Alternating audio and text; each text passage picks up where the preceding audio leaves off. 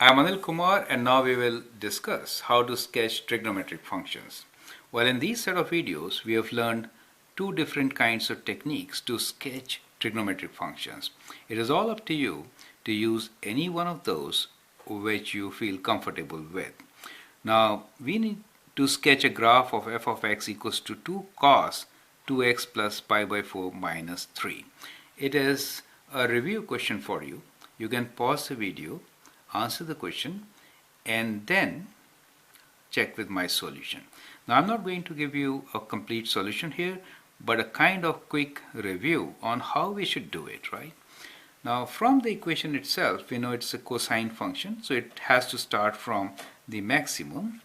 Now, and what is the horizontal stretch or compression?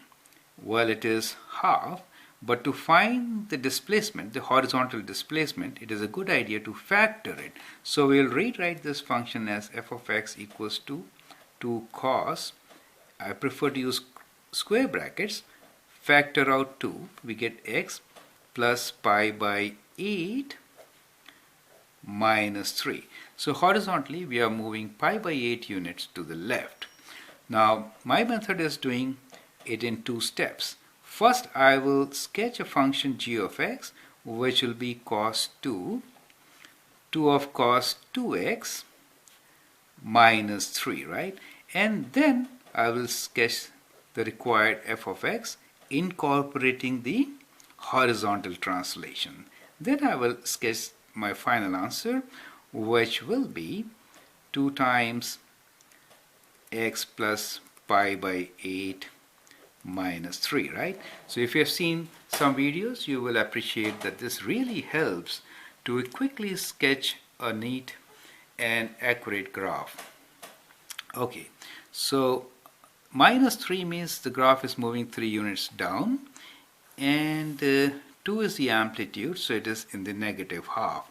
So I prefer to put my x-axis on slightly higher side and then divide this portion into units like 1, 2, 3, 4, 5, 6. Okay, now we'll always begin with the axis, and in this case for us axis is at minus 3. So 1, 2, 3, that's minus 3. So the axis here is here, right? Minus 3. Perfect. Amplitude is 2. That means 2 up. Somewhere along this line we are going to get the maximum, and 2 down we are going to get the minimum. Perfect. Now the time period for us, how much? Let's figure out. Now we know k equals to 2. This value is k. So time period t equals to 2 pi by k, 2 pi by k, which is 2 pi by 2. So the time period for us is pi.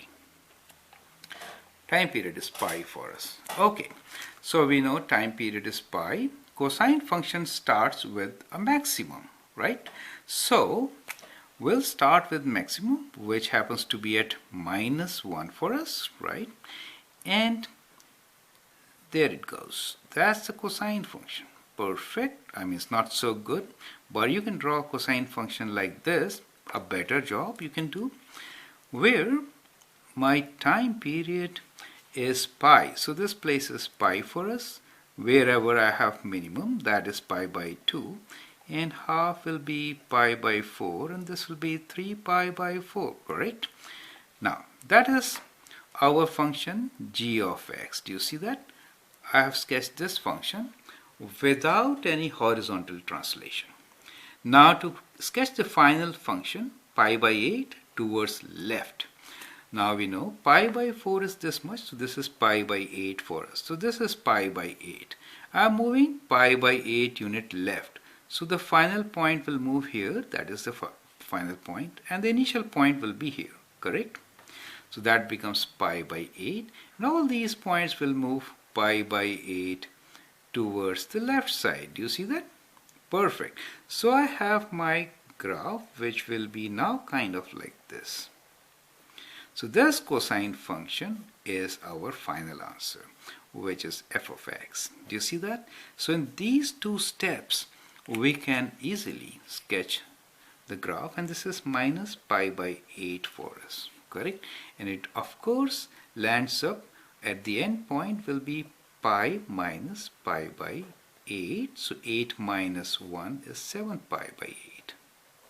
So here, so the first wave starts from minus pi by 8 and ends at 7 pi by 8. So that's one cycle. In the test, you may be required to sketch 2 cycles or a general function. But I hope with this you get all the things together. Now you can write down that the maximum is minus 1, the minimum is 2 less than minus 3, which is minus 5 for your function, and the time period is pi. It begins at minus pi by 8 and the first cycle ends at 7 pi by 8. Okay, I hope that helps. Thank you.